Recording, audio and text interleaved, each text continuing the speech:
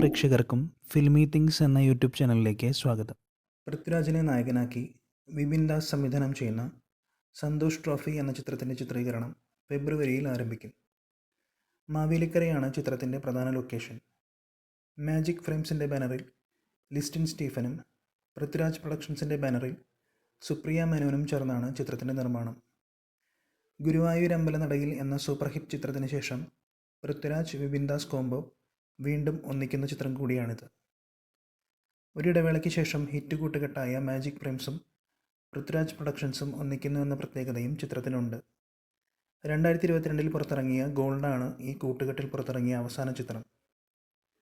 Driving licence, Jana Gana Mana, കടുവ എന്നീ block buster ചിത്രങ്ങളാണ് ഈ കൂട്ടുകെട്ടിൽ പുറത്തിറങ്ങിയ മറ്റു ചിത്രങ്ങൾ.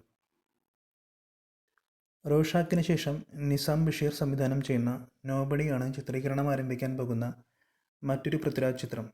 വിലായത് ബുദ്ധയ്ക്ക് ശേഷം നോബഡി ആരംഭിക്കാനും ആലോചനയുണ്ട്.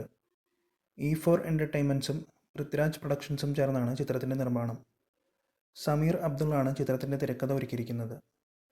ഇബിലിസ്, റോഷാക്ക്, അഡ്വഞ്ചേഴ്സ് ഓഫ് ആമനക്കുട്ടൻ എന്നീ ചിത്രങ്ങളുടെ തിരക്കഥാകൃത്താണ് സമീർ അബ്ദുൾ.